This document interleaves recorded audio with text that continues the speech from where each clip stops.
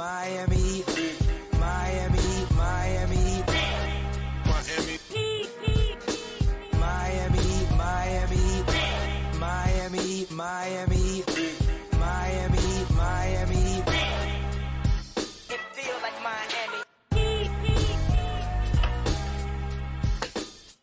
Welcome to your Miami Heat Beat post-game show. I am your hostess with some of the mostest for the night, Siobhan, here with my dog, Tiffany Meeks. How we feeling, Tiff? What's up? Hamish Hive, we up. Hamish Hives. Shout out to my nephew, you know what I'm saying? And what's up, Pablo? Shout out to the intern. How you doing? I'm tired. How about you? I just want you to know you're going to be the intern like forever. You can be here Right. for 15 years. Just be the intern. That's what it is. Let's get in here and get out of here. We want to start with some good or the bad? Oh, I guess let these folks take this medicine real quick. Okay. Here, I'm going to give you the bad so then we can take the medicine to feel better toward the end, right? Let's do it that way. Man, these fourth quarters, what's going on? At first it was, not having good offensive processes in the fourth and kind of just playing this prevent offense and just waiting to, hopefully not lose and not actually going out there to win. Tiff, is it defensively? Is it, mental? G-meant it might be some mental at this point. I think the last pod, what do you see? What do you feel like is going on in these sports? And what the do we do to correct some of it? I think so. Tonight, I'm going to speak about tonight. Okay. Because this is what I'm looking at. Yep. So there were definitely a lot of mental lapses because the passes were lazy.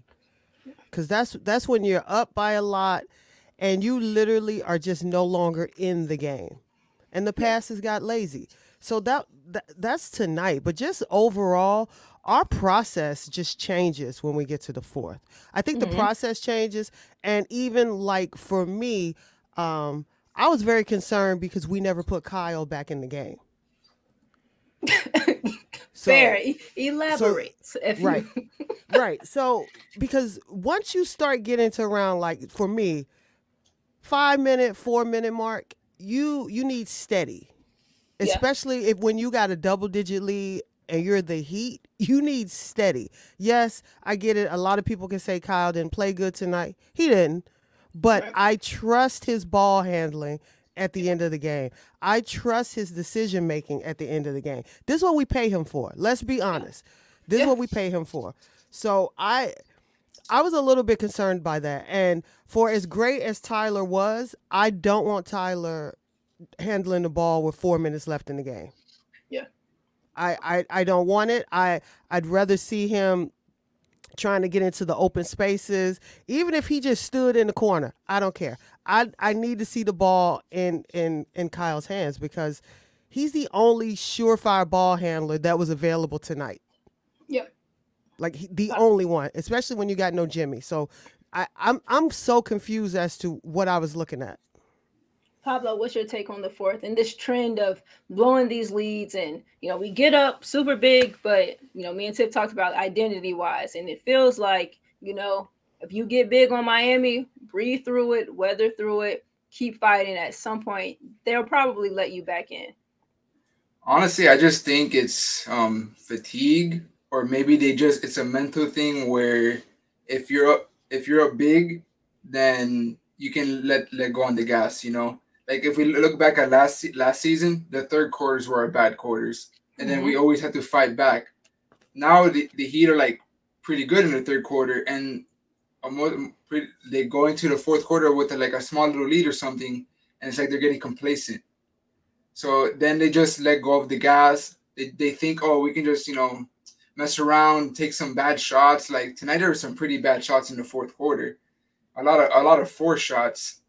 And it just seems like they don't have the right mentality going into every single fourth quarter. I feel you both. I think there's some of both. I definitely think there may be some fatigue aspect to it, but if there is fatigue, I'd liken it a little more closely to kind of what G mentioned a couple pods ago about is like there might at this point maybe be a mental something in there. Like, look, we know we've been kind of struggling here, and then pressure rises. You kind of get inside your head a bit. You psych yourself out. To your point, you know, the lineups have been weird. I ain't the biggest Josh fan, but I'm not going to go out scorched earth on Josh, but it's a lot of Josh in the fourth when you could be having, you know, kind of just your more steady presences out in the fourth. But they got to get it together. Okay, so boom. We got that out the way. Audience, panel, let's take a deep breath. We're going to do a palate cleanser. And we're just going to get that out of here because up until the fourth, there was a lot of good tonight. Boy Wonder, second game back. Let's go ahead and just give him his due. Let's give him his words, his props, all of those things. I had a tweet. So Orlando's a long team. And with long teams, I feel like there can be spots where you think, you know, I'm long, the person next to me is long, so we don't necessarily need to help as much. And in that, you have little pockets. And, you know, length kind of neutralizes length. And so I love Tyler's ability to kind of come in, be the small, be the guard, navigate kind of through these things. And Tiffany, what about his skill set to you, and especially this season, right? Because we can't act like we haven't seen growth from him. Right. What about it, you know, these 2 games, those first 8, what have you liked particularly about his skill set and what it adds to this team outside of just the overall scoring punch? It's funny because the shot diet is the same, but it's not the same. I agree. Go ahead. He's making shots, and they're proving right now to be less difficult than last year. And I think that's because he put on a little weight, he put on a little muscle. He's able to, because, you know, he's not blowing past people. And he doesn't create the biggest amount of space, but he is, I'm going to say on the team, he's probably the smartest guy as to getting where he wants to get. Yeah, I think so. Even with Jimmy on this team, his ball handling to get to his spots is so much tighter than it was last year. His handle just to get to corner, top of the key, it's tighter. Last year it was the dribble was much more in front of him, and now he's keeping it to his side. He's also his body's now at an angle also as to ward off defenders, I'm noticing. So he's a very smart player to be able to adapt to his weaknesses and kind of turn it around and make all these things pluses for the team. It's great to see. I think the thing about it is with this team, they need a guy who can just get buckets. That's one, right? Jimmy can score. He can get you whatever. But there's a difference between scoring and just go get a shot. I don't care how you do it, when you do it, but I need a bucket. He's the guy that can do that. I think the thing that needs to start to happen, the hot start that we saw, it needs to trickle throughout the entire game. So I need to see the decision making from quarters 1 to 3. I need to see that in the fourth quarter now. Yeah. Pablo, how do you feel about Tyler, where his game is today, versus maybe where it was last year, and just what is he able to do? Is there anything in your opinion that he's able to do for this team that maybe the other 11 guys on this team can't? So he's not like shot chucking anymore. He's shot hunting. So he's finding his spots a lot easier than he was in previous years. And that's giving his offensive ability and the Heat just something they can rely on. But honestly, the thing I want to see him improve most is just basic like guard skills. So like the Heat are relying on him to be a point guard, like how we saw in the fourth quarter, right? He needs to start getting some point guard tendencies if he really wants to evolve his game, because the moment he starts looking for others, his game is going to come much easier to him. So like me and Tiff talked before we started, he's looking to score first and then pass. Yeah, he's a great scorer, but in those fourth quarters when he's not scoring, how can he help the team? And I think if he improves his playmaking, it's going to improve his scoring game as well, and it's going to help the team in general. So what do you mean by that, Pablo? Because 7 assists tonight, I think his high on the season so far has been 6. Do you believe it's kind of as you stated, or is there some space for it to be I know that I am a scoring threat, and so I know that I'm going to command a certain amount of tension, and then I can kind of go about it. Give me a little bit more about what you feel about his process between scoring and dishing and setting up, for others. So when I see him play, I see most of his assists come off like dump balls, where like he'll get doubled and he has to give rid of the ball. So he has no other choice. He has no other choice to just give the ball up. But he's not seeking to get his teammates open. He's looking to score. He's just getting the assist because he has nothing else to do. He can't score. At that point, he's gonna dish it off. And mostly they're just dump offs. Like there was one play where he just dumped it off into a Thomas Bryant dunk in the beginning of the game. Those are the type of assists he's getting, and that's why on the score sheet it's like 7 assists. But is he actually getting the assist by playmaking, or are they just dump offs? So yeah, I feel you.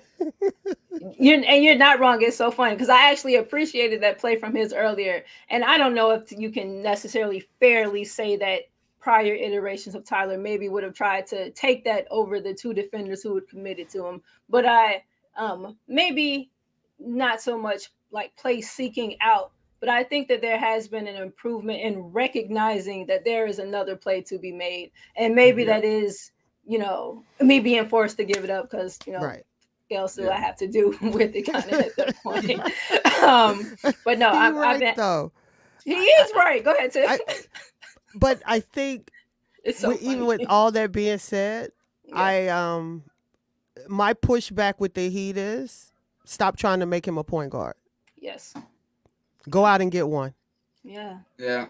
Like I think that's the problem. I think that's the arcing Jay Rich problem. Yeah. I want you to do A, B, C, D, E, F, G, and if you can, do Z also. It's too much. Yep. It's too much. Some people don't have all of that in their wheelhouse. Mm-hmm. Be grateful for the skill set that they have, and then you find the complementary piece to make their skill set even better. Yep. And that's what we noticed when we first got Kyle and he's running with the bench unit.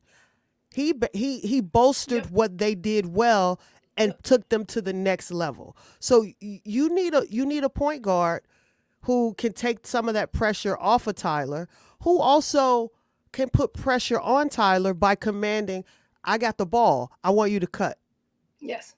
Yep. So I think you do a disservice when you try to put him into 5 different hats when he only want to sit in the can go anyway. And that's the thing. Get some around him that lets him just sit in the Kango and style and get his buckets. Exactly. And you take some of that pressure, like Pablo's mentioned off. We've seen them that kind of be their arc with like lead guard development a little bit. Mm-hmm. Kyle is Kyle. Kyle's pretty much the quintessential makeup of a classic type of point guard. Gabe came in, they said, he was a gunslinger, and they made him into a combo guard, and then, that kind of went however it went or whatever. Right. Tyler has these scoring chops, but because you are so limited at point guard, you're asking him to do these other. Jay Rich, don't really want to see you navigating too many pick and rolls, but this is what kind of we're asking them to do, right? So I agree with both of you guys. Tiffany, you said a magical word that I kind of was going to let myself glance past today, but because you said it, we're going to talk about it. Cutting. Orlando slice and dice. Oh my gosh. Just Chinese steak knives, just hibachi. The defense kind of, off ball. And I was talking to Wes Goldberg a little bit on the timeline. Shout out to Wes. And, he was kind of talking about like this being a little bit of an aberration of what we've seen kind of with regards to Miami's help side defense. We're always locked in. We see man, also see ball, our defensive awareness, and those types of things. To me, and then Tiff, you let me know how you feel about it, this current iteration of the roster, when I see, especially tonight, when I see us getting front cut, back cut, and I'm not even talking about like we're overplaying out high, so then the natural thing as an offensive player is the back cut. I'm talking about mugs are in position. They were coming. They were swooping in from the baseline. Just all, at every angle, from the top, from the 45, from the baseline, just, all of these types of things. And my feel is we've seen a little bit of the regression, not even a little bit, we can keep it real. We've seen a stark regression in what our point of attack defense has looked like up till now. Mm-hmm. And so now, as a teammate, I'm recognizing we're maybe a little weak at the point of attack. So now my attention is more to the ball to see, where I might have to help at. And now my guy is kind of going to, do you feel it's a little bit of the same? Is it just lack of awareness, or just inattentiveness, or is there other things kind of leading to at least some of what we saw tonight? I agree with the lack of awareness. Our attention deficit that we have as a team. Fair. And our point of attack defense deficit, because we have no rim protection. So I'm watching to try to keep you out of the paint, but at the same time, I got homeboy behind me, and he's literally waiting for me to turn to see where you are. Yep. And we don't even do the feel anymore. Nope. And I noticed that tonight. We didn't even do a reach back to make sure homeboy was still behind us, because by the time you were reaching back anyway, he was in front of you. But I think one of the things too I'm noticing from our guards up top, I don't understand why we get so close. I don't know why we're pushing up so close to guys who have a pretty good first step. Oh, girl. Because it's know your audience, know who you're working with. KYP, know your personnel. So if I press up on you and you got a great first step, you've already come around. So now you're already at least 1 foot in the paint. Yeah. Which means who's ever in there, Bam, Thomas Bryant, Hamish, Kevin, whoever, guess what they got to do now? They got to push up. That's it. That's your last line right there.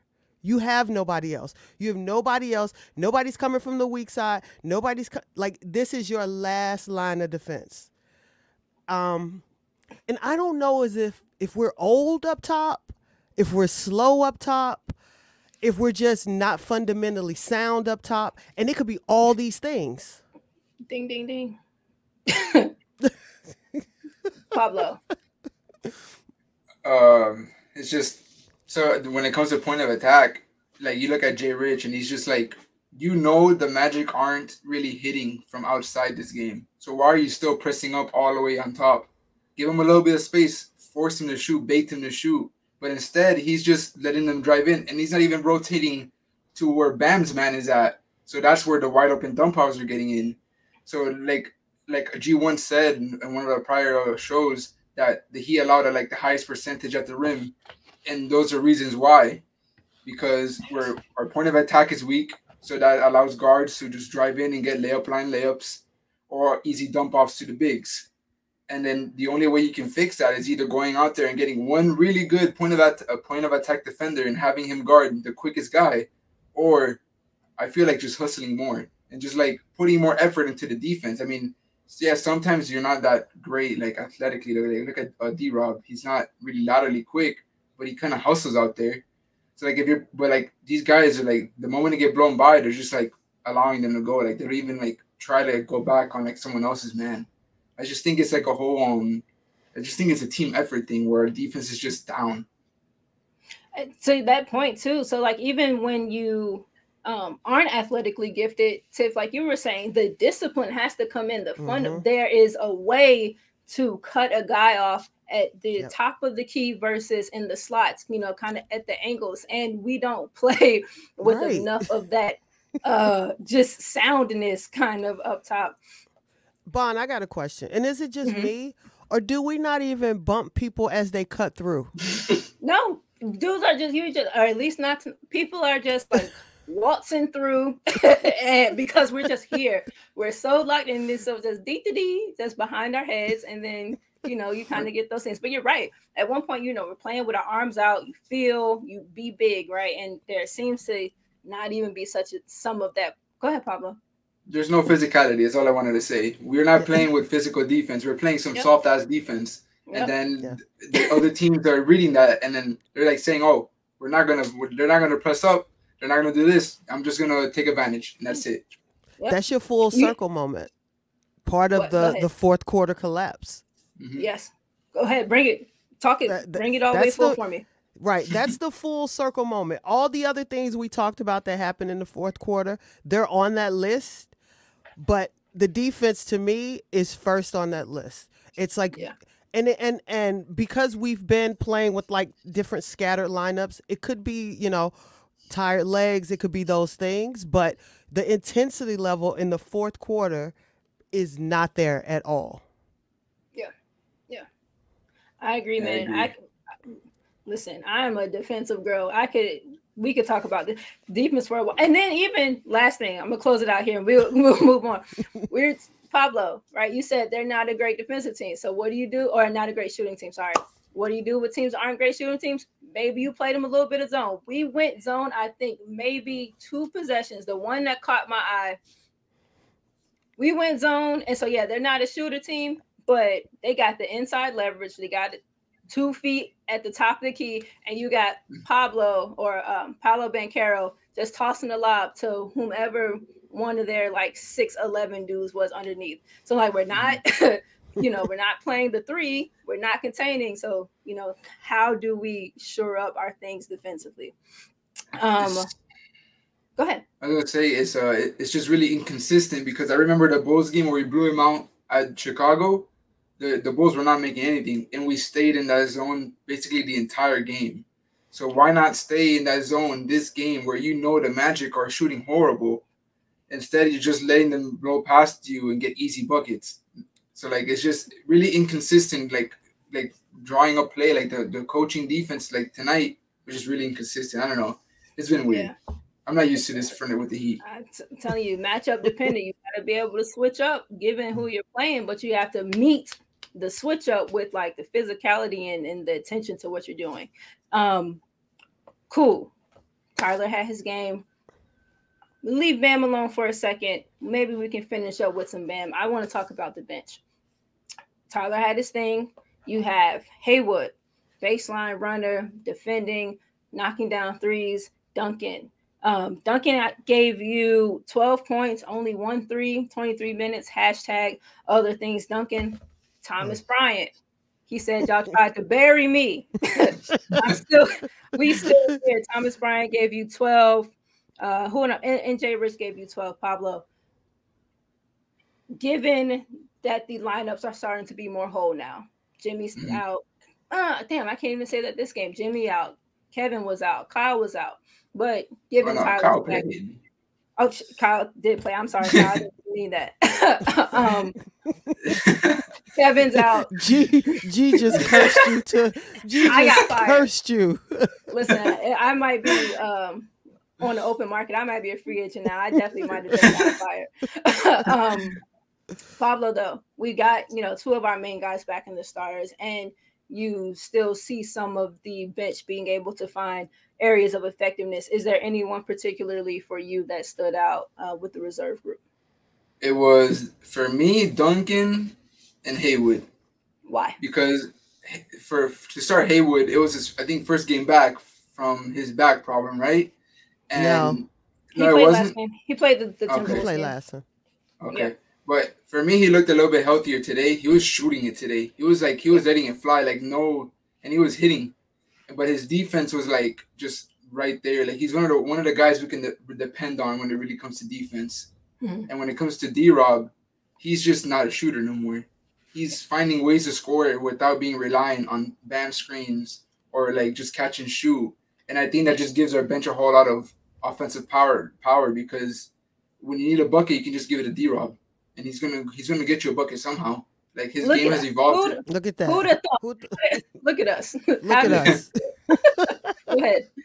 And like those 2 for me are just like there's 2 starting caliber players, and they're coming off the bench for us. So like that's for us. That for the Heat, that's a blessing in disguise, because I think they could be starting on any other team, and they're coming off the bench for us. Tiffany, what did you like? Give me some Haywood points, and then I'm gonna ask you a little bit about the Lecce tandem. So I've been watching him since he came back, and Yes.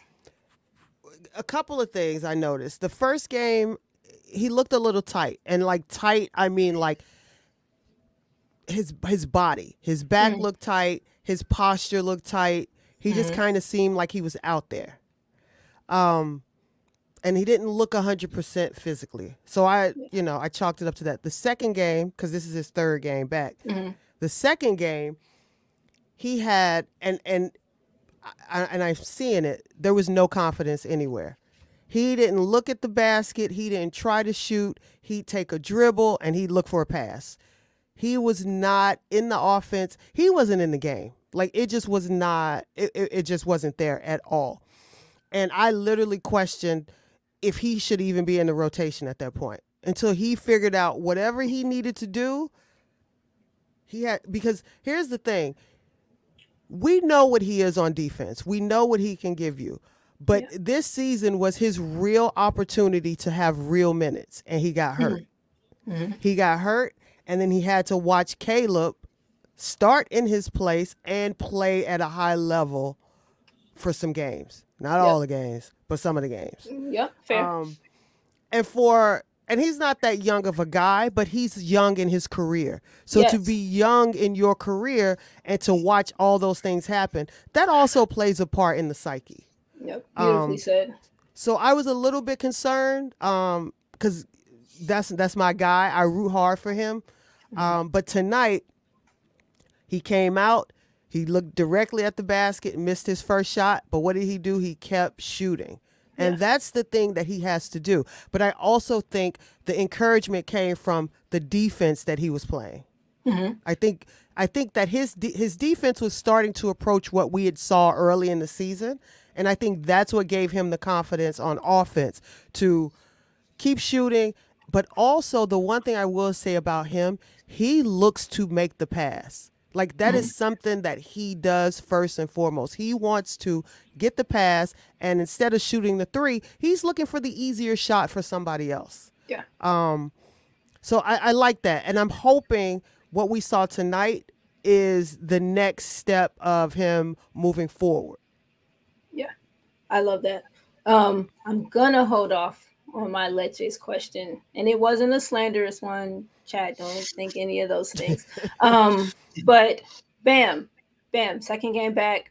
I gave you 18-7. Go ahead. He ain't ready. Not ready to be back. I don't know if he's ready to be back. Okay. There are moments where I just thought, okay, that looks pretty good. But then there's stretches to where he disappeared while he was on the court. Is that anything new? I know no. It's not new, but it's new for that to happen when Jimmy's not there. Gotcha. Yep.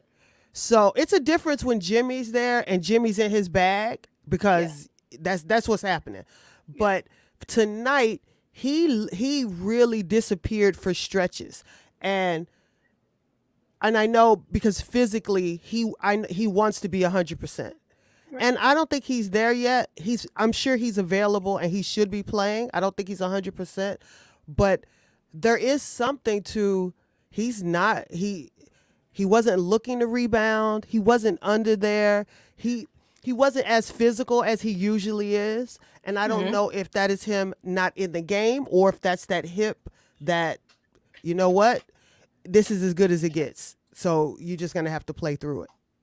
Pablo, did you feel Bam was ready to be out there tonight? Did you feel like his second game back? I'm just getting back. Tyler's been out for forever. Kind of give him his space to cook a little bit. How did you feel about Bam overall? And we're going to go ahead and start to wrap up. With Bam, I think he's not ready. But tonight also, once I think at the beginning of the fourth quarter, he started off hot with an and one with some mid ranges. I think tonight has to do that he was in foul trouble, like most of it, because at the half he only had like 6 points, but he didn't have as many minutes. I think he had 3 fouls at the half. So that first half he I don't think he could have played. But to Tiff's point, he's not looking to rebound. He's not looking to get physical. So it could be that his hip, it was his hip that he hurt, is still bothering him a little bit. And in my opinion, if his hip is still bothering him, sit it out. It's still the same. Yep. Like, we need you healthy for the playoffs. Like that. Like every year, like we're gonna deal with injuries. We always find a way to win games through the injuries. So just take your time and get 100%. I think the idea might be also like where, and Brian, I know you could speak to this. There are just some injuries that you're not privy to, but there are just some injuries that they're not getting better. Yeah. There's a management, there's a pain tolerance. They're just things you have to get through. Yeah. And we have no idea what, to the extent the hip is. Mm-hmm. So so his game might fluctuate. He might look good the next game after a day rest. And then the next game, it may be aggravated again. It may be something else. I just think that, like, whereas we might have to find ways to get him in different spots also on the court. Yes, I agree with that. We opened the game with the signature kind of Miami opening play. They get some pistol action. You get Kyle on the left low block. You get Kyle screening across to bring Bam over, see if he can establish himself there. And then we kind of go from there. I think later as the night progressed, but again, length kind of deterring length a little bit. As the game progressed, he was less able to kind of get some of those deep positions. Bam hasn't really been a consistently deep post player. Like, we've seen him, take advantage of his mismatches. Ain't really have too many of those tonight, but definitely the hip, this is a major joint. Your hip's messed up, and then you start to overcompensate, and then you start to tweak some other things, and then, like you said, we don't know. Pablo, I did think it was interesting them bringing him back. But I guess it makes sense because, we can't hold a damn lead. But we were up 19. We were up 19 with 5:30-ish left. And I tweeted, I was like, oh, cool. Bam can sit. Kyle can sit. We all right. No. Brought him back. Came back in. And then took him back out with a minute left. I'm like, damn, so you could have just let that man sit. But, these are things that, we're obviously going to keep an eye on. All in all, I thought tonight was a good win, a cool win. I think, Orlando. You got to win. You got to win. You need as many wins. Beggars cannot be choosing. Exactly. By 20 or by 2. This is, and I just kind of feel like it's okay to acknowledge this might be your whole season. These types of games. Just because the Heat have shown you who they are, believe them. They're going to be hurt. They're going to be injured. This is what you got. So, we're going to have to go on this roller coaster ride with them all season because they got players in and out. And it doesn't look like it's going to change at any point this season. Yeah. Pablo, you have any closing thoughts for us?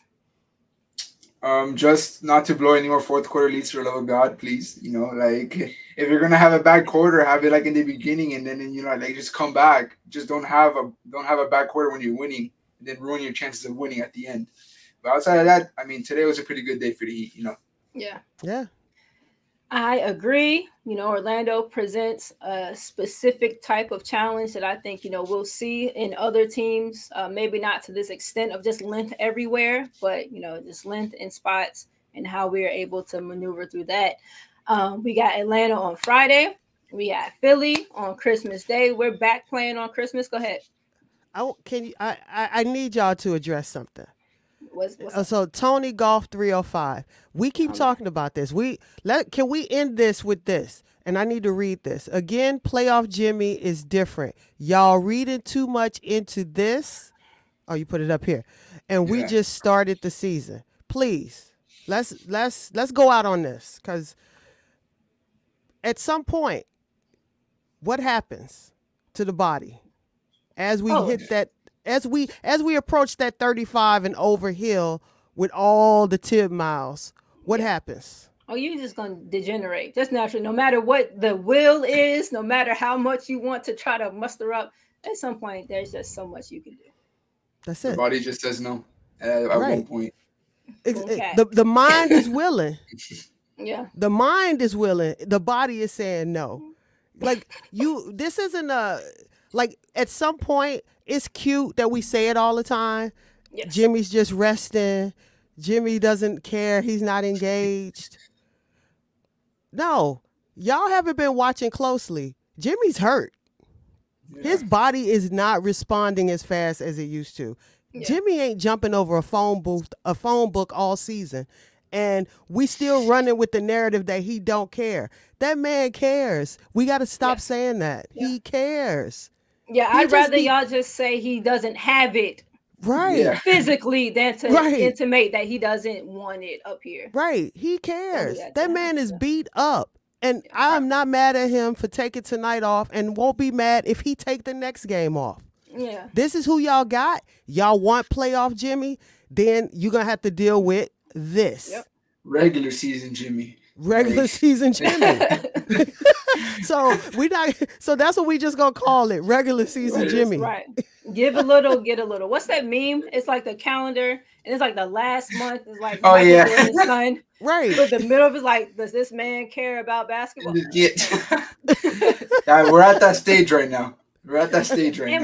Last thing too, it's not early anymore. We're about 30 games in now. Like we've seen a little bit of enough. Early-ish, sure, but we're more than a third of the way through the regular season. I could talk to you guys all day.